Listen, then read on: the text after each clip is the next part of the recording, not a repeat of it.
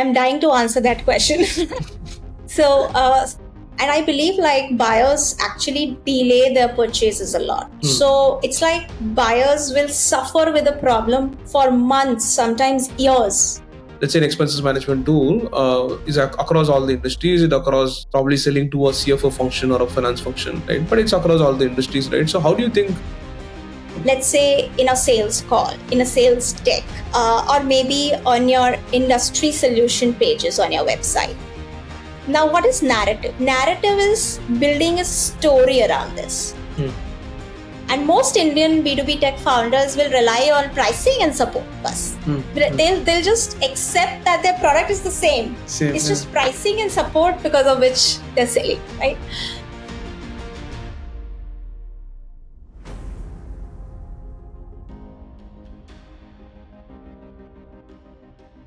Hello, everyone.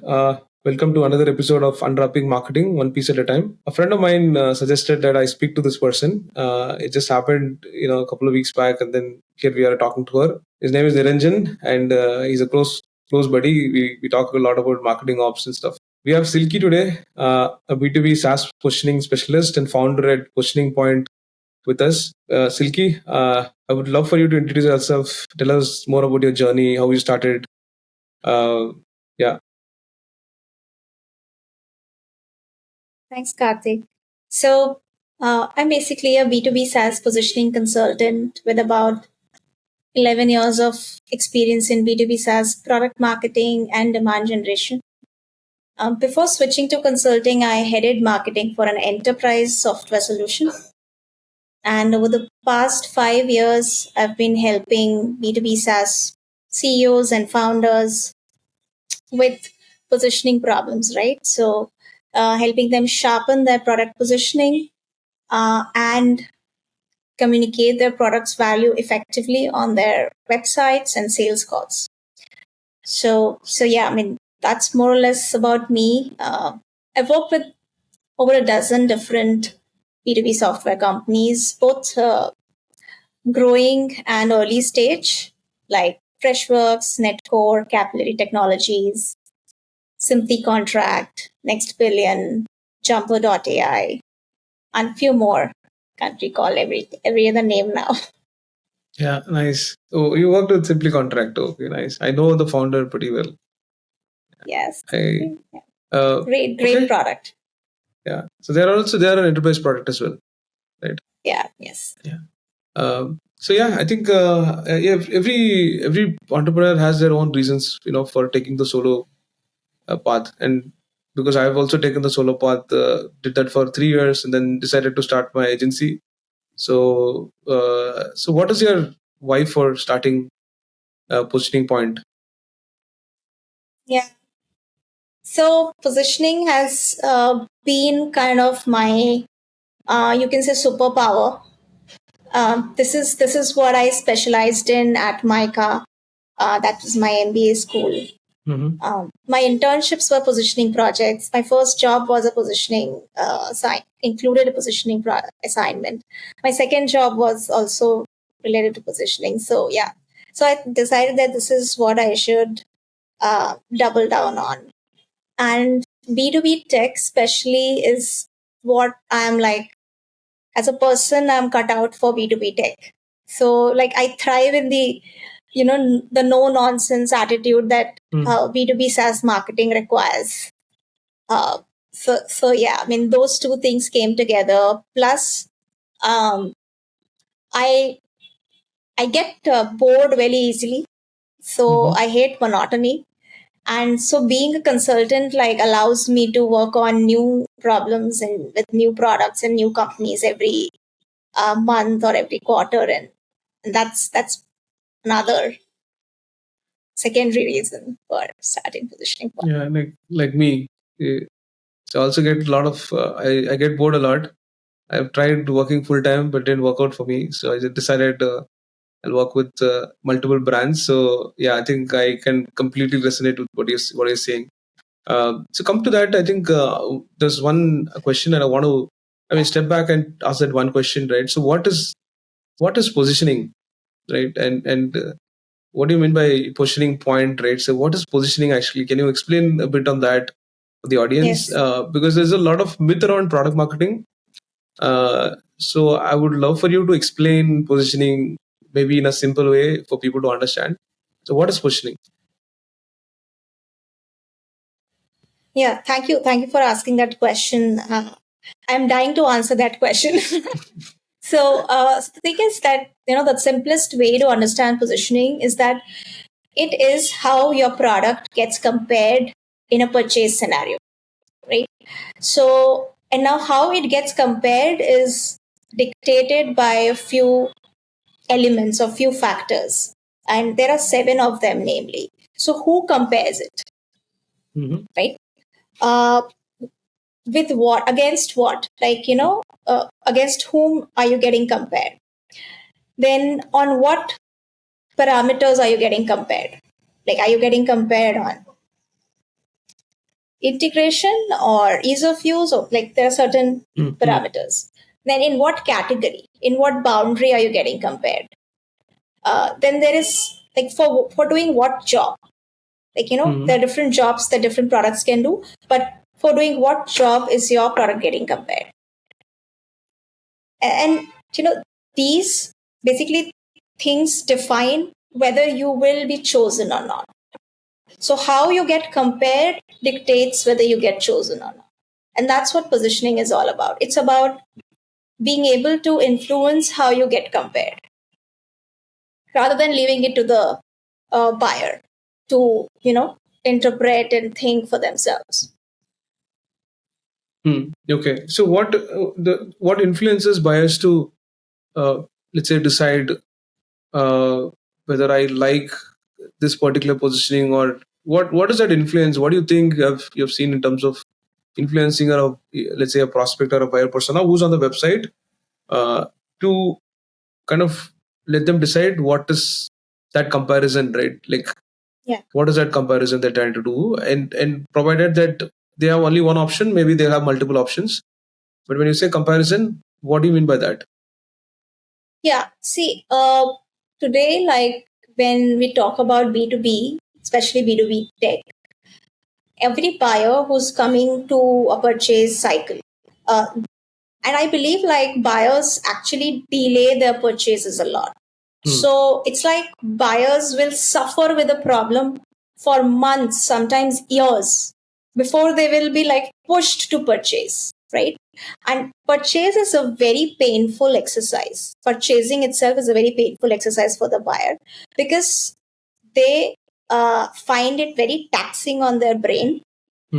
Uh, and the higher the consideration is, right?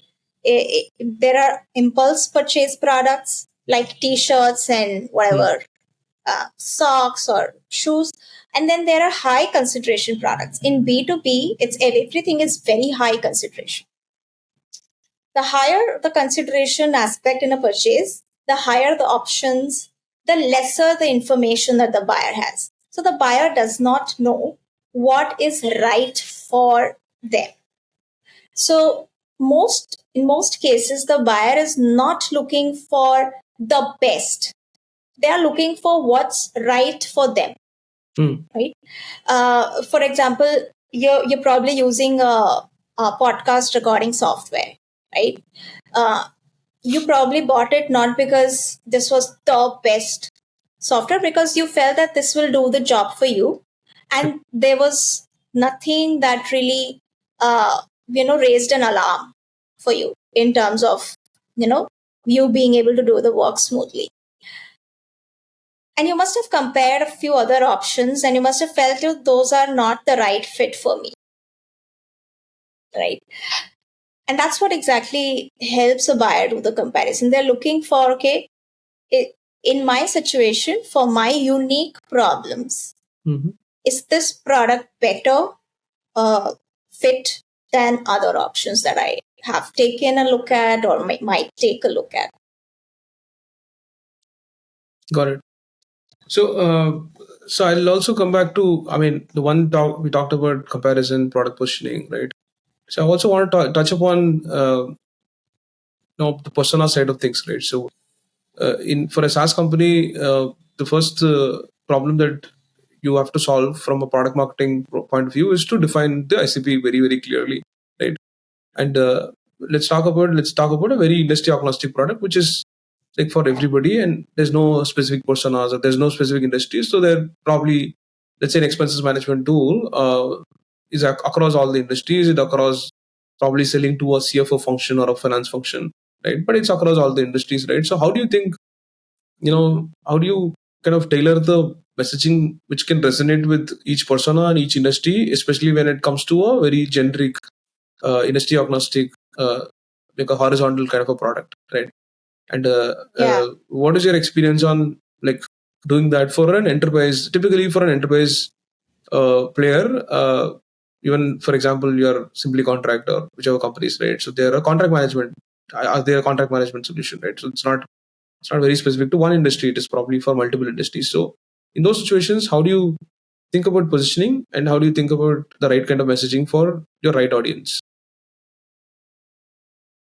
Yeah. So when it comes to positioning, the positioning can be the same for multiple industries, as long as there is something common among all those industries, some factor which is common among them, which makes the product the best fit for them, right? I'll give you an example, a different example. So there's a product, let's say, that works inside of Slack. Connects into the Slack app and helps, let's say, let's think about admin team. Let's say it's a product for admin team and it connects from the Slack. Now, this product can be used by multiple industries. Absolutely, yes. But the common factor which ties all of them together is that they have to be Slack users, right? And their admin team has to be like lean. So they need this product because they can't do everything manually, and they want to automate a few interactions with the employees. Now, on something like a overarching positioning, which is what you will focus on in a short intro or wherever you are writing, right? When we're introducing your company as a, in a generic way, you need that kind of positioning, which applies to any industry or any sub segment that you're targeting, but it has to focus on this specific trait which is common. Like for example, XYZ is an admin management app or whatever workforce interaction app for companies using Slack, right? Yeah, got it. Yeah. And then you have to talk about the pain points, which again apply to all those industries. There will be times in the sales cycle when you start personalizing the message. Sounds good. Now, can you take care of further granular challenges, which is unique to my industry and my company? There are 4 levels of personalization that the Challenger framework talks about. And those are very good books, the Challenger Sales and the Challenger Customer, right? Anybody in product marketing and B2B tech must read those books.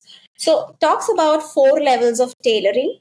First is the industry, which is, okay, healthcare hai, fintech, finance, whatever the industry is, to tailor it according to the broader needs, common needs unique to that industry.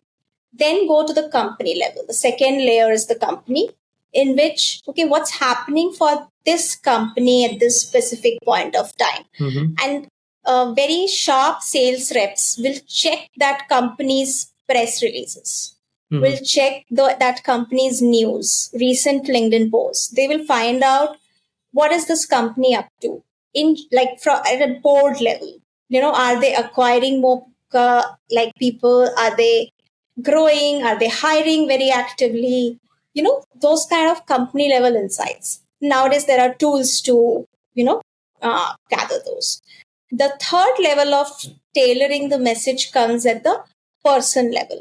So within the company, you may be talking to 5 different people, but the person who's on the call right now with you, or the person's actually asking you the question, understand what is their function or role in the company, right?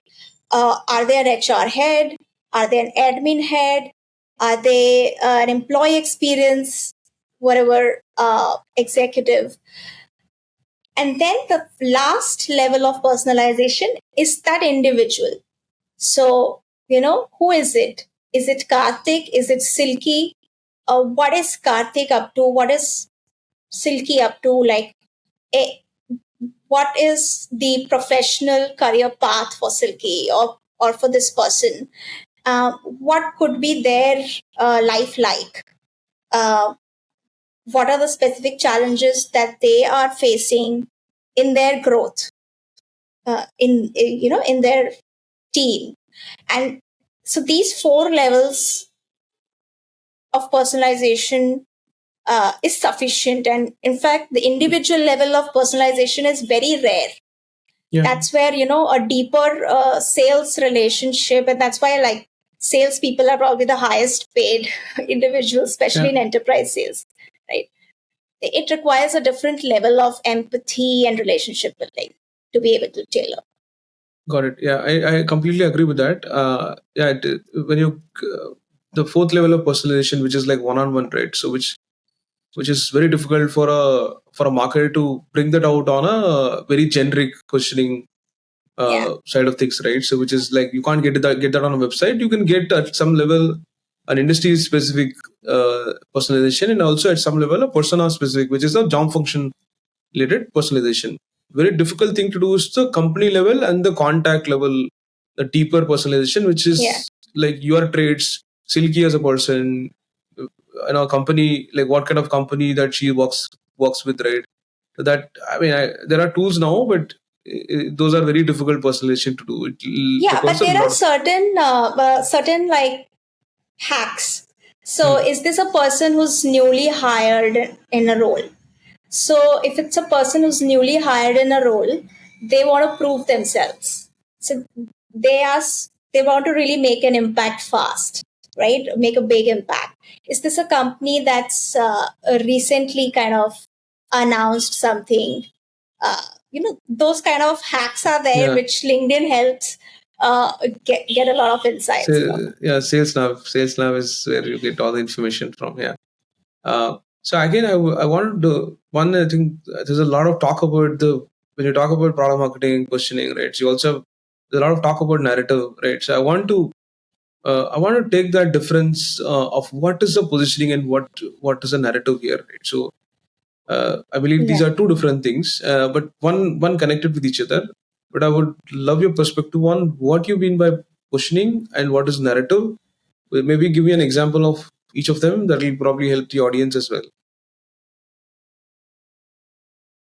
So positioning will basically be like a summary of how you prefer to be compared, right?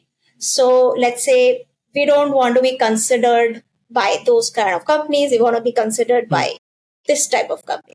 And let me give you a very non B2B tech example, okay?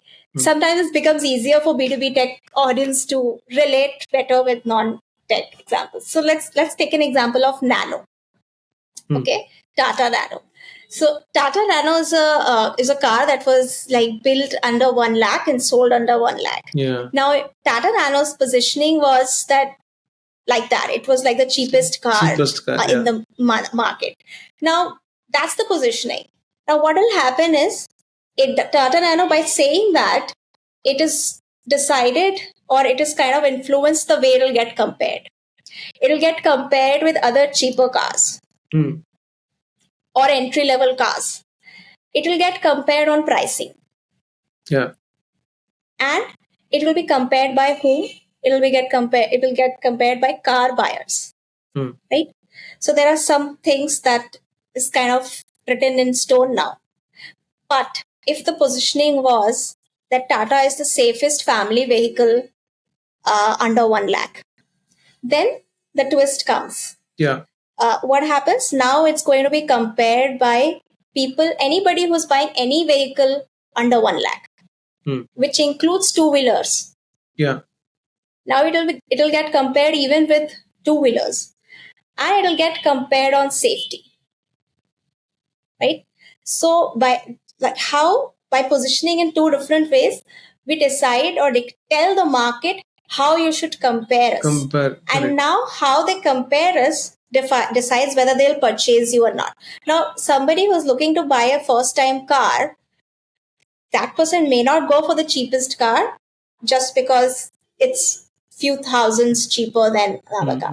But somebody who's going to buy a very family vehicle, wants to buy for safety, they will probably choose Nano over a scooter, because wife ko bitha ke le jana hai, bachcho ko bitha ke le jana hai, right?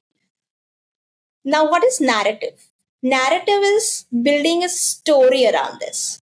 So, let's say you show an advertisement where a man is watching another family maybe go through an accident because of two-wheeler and having, suffering some problem, physical damage because of that, right, as a family. And then when he goes out to purchase a vehicle for his family, he thinks, no, I'll not go for a two-wheeler. I want to go for a car, but I don't find any car which is within my budget. But he sees this ad saying, "Arey, friend bolta hai usko ki, Nano is the safest family vehicle under 1 lakh. Why are you looking anywhere else?" And he says, "Oh yeah, why didn't I think about it?" And he goes and purchases Tata Nano. So narrative is basically building stories to give life and color to your positioning. Got it. And positioning is basically the theme or the essence or the strategy that you decided that, okay, this is what this product should be, how it should be compared in the market. Got it. Yeah. That's very clear. Yeah. So what we talked about positioning. So where in a very GTM perspective, you have to build positioning around, let's say, multiple touch points for the buyer journey. Correct. It starts from website to maybe before that ads, maybe ad copy, creatives, or whatever it, right? It starts much before and also after, during the sales cycle, during the after they come into the funnel, right? It is like throughout, right? So for anybody who's looking at product messaging or positioning from a very early point of view, what should I think about creating? Where should they focus on? For example, it could be website, it could be initially sales decks now, because I don't have a lot of people on the website, so I'll probably think about, because I have like 4 or 5 leads coming in, so I'll probably think about creating a good sales deck, because that probably is a starting point.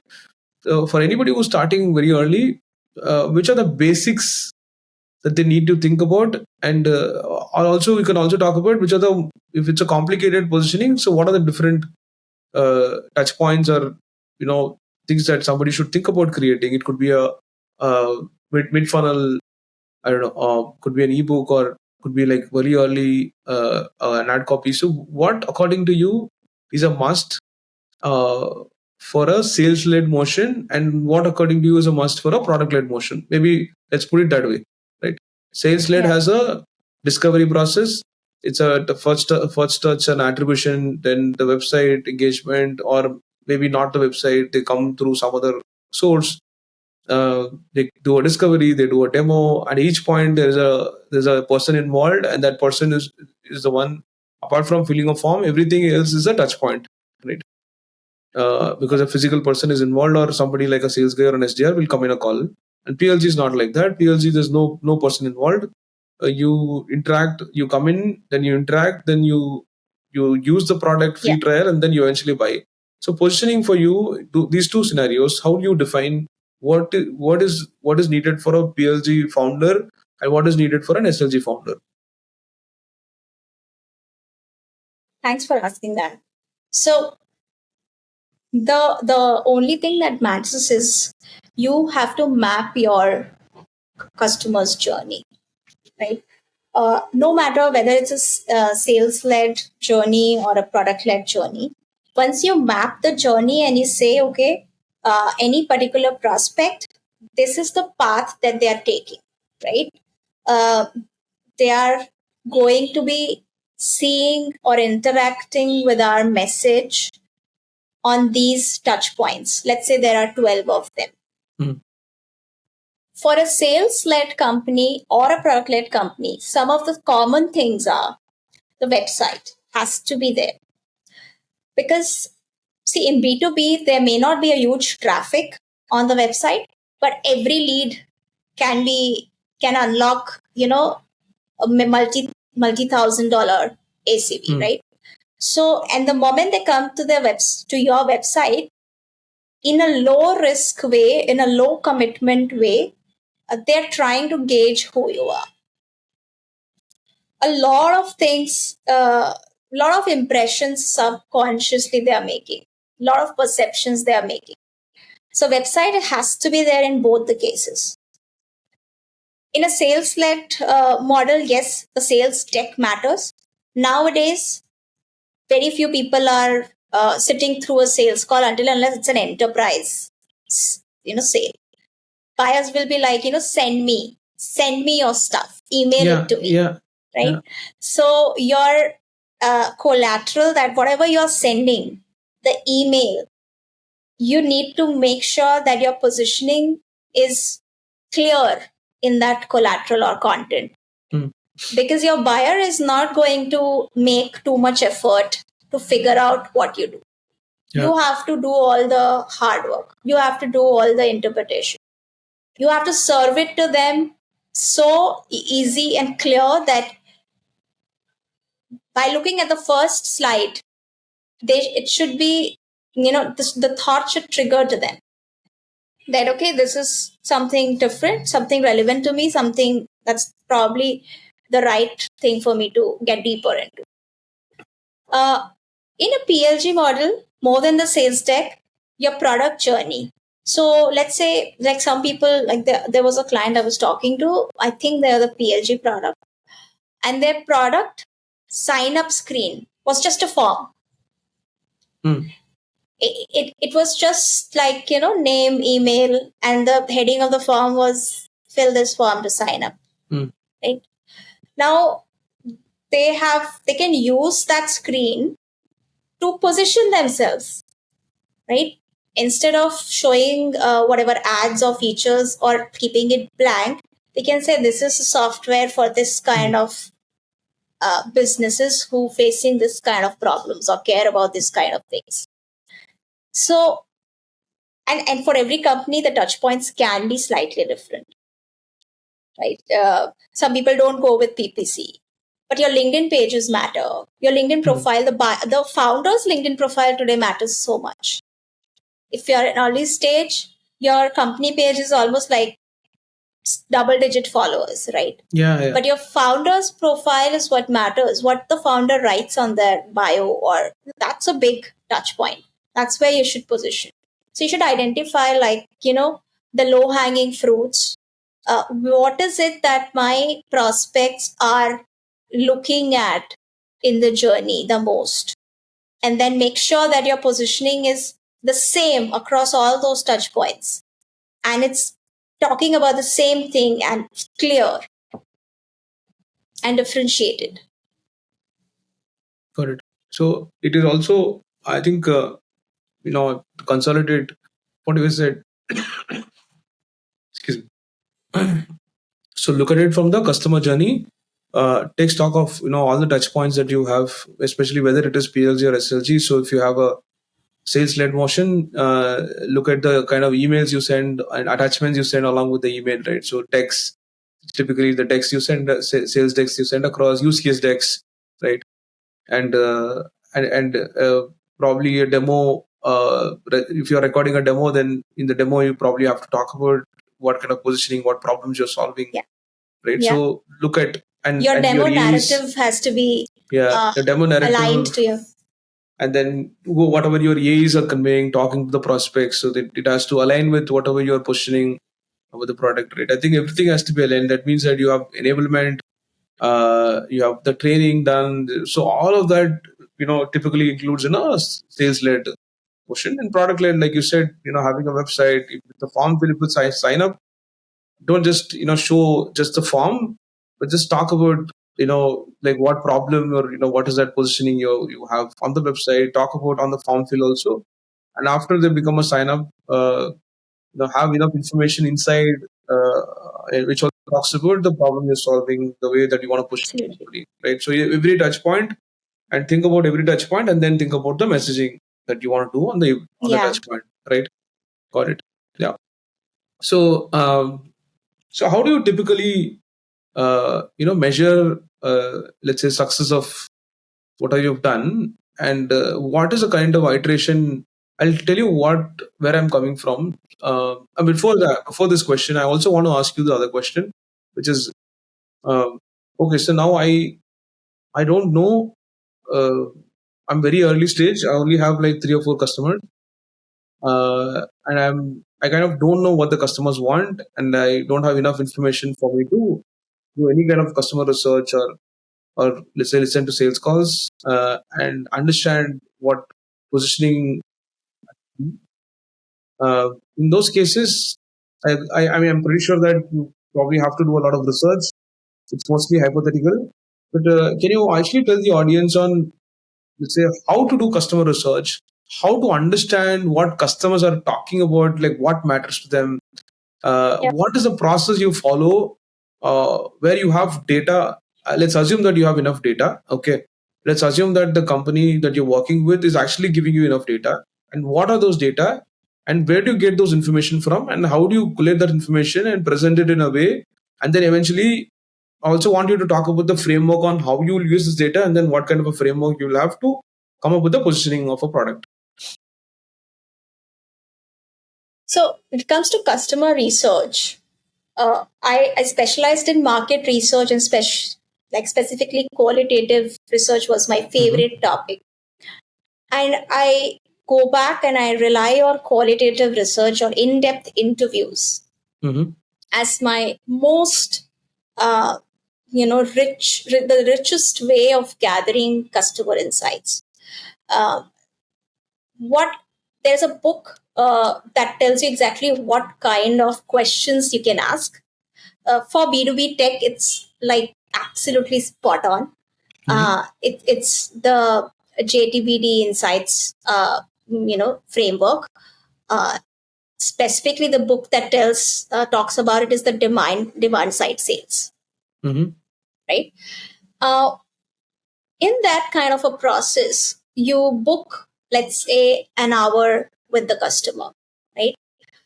If this customer is using your product and your product is like doing good job for them, they will not say no.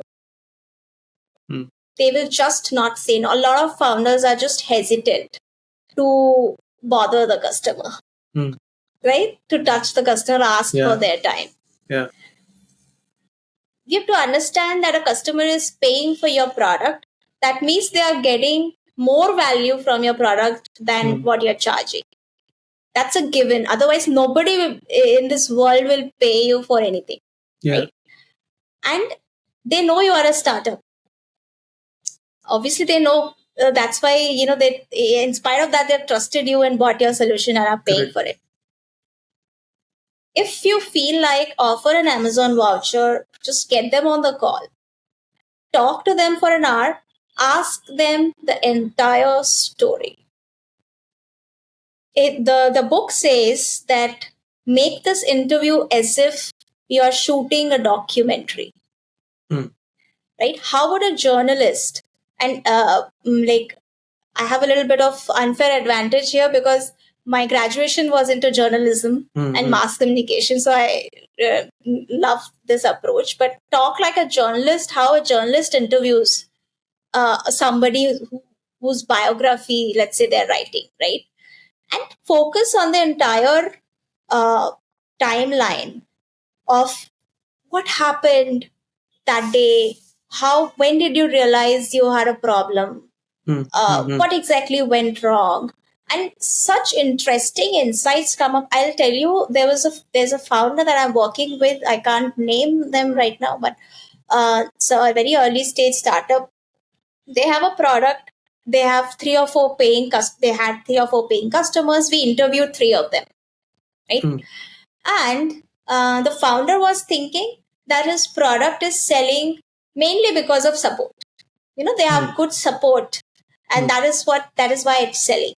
And most Indian B2B tech founders will rely on pricing and support. Bus. They'll just accept that their product is the same. It's just pricing and support because of which they're selling, right?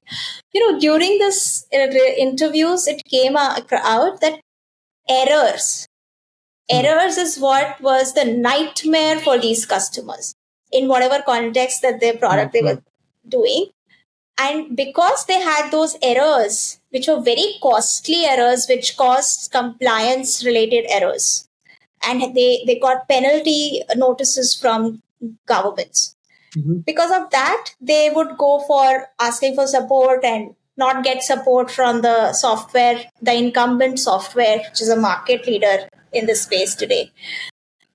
And then, fed up with it, they will type on Google alternative to market leader, and then they found this particular website of this startup founder, and they just, let's try this. We are fed up with our solution. It's been 2 years. They are not responding, or we are getting penalty notices after penalty notices. Let's see if there's a better option there, right? And that's how they became their customer. Now, this story needs to come out on your website. If you assume that you're selling because of pricing and support, you have lost the battle, right? By talking to customers, you figured out this was the problem that made this lady type on Google alternative to XYZ one fine day. And then you say on your website, let's stop worrying about penalty notices from government or so and so. And then bring in support, and then bring in pricing.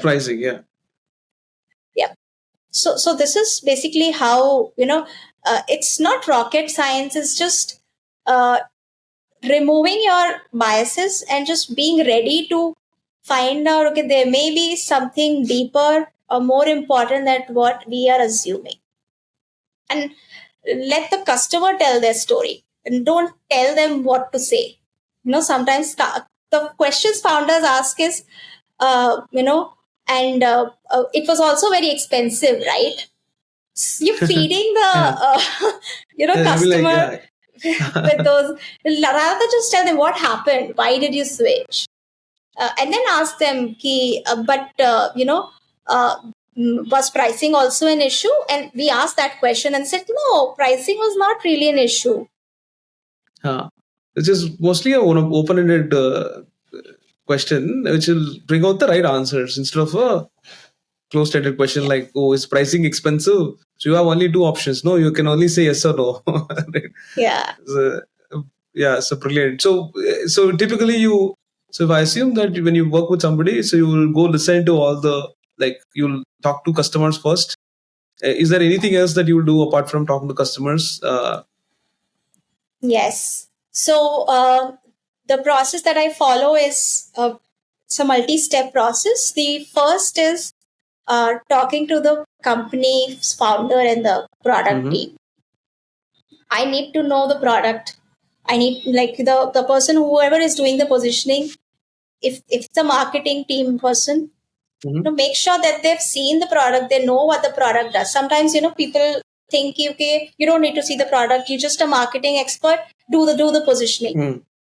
No, you have to see the product, understand how the product works. Then only you can convincingly communicate its value.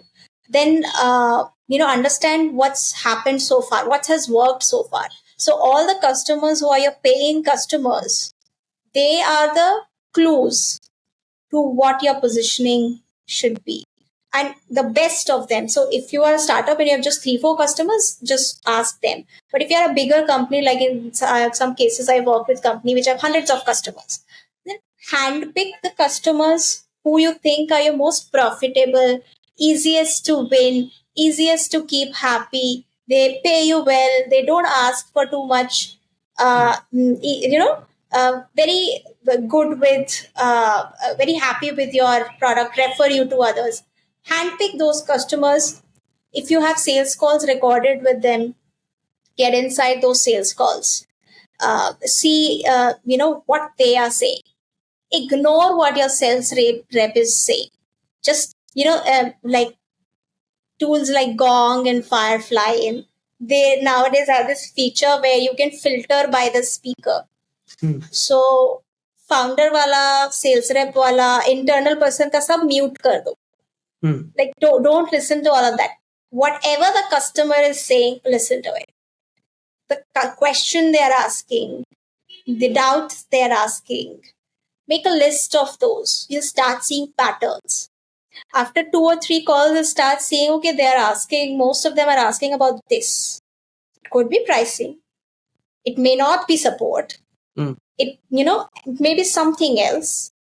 And make a list of that and use that on your website. Address those questions on your website. So now you were asking about the process. So yes, it starts with understanding the status quo.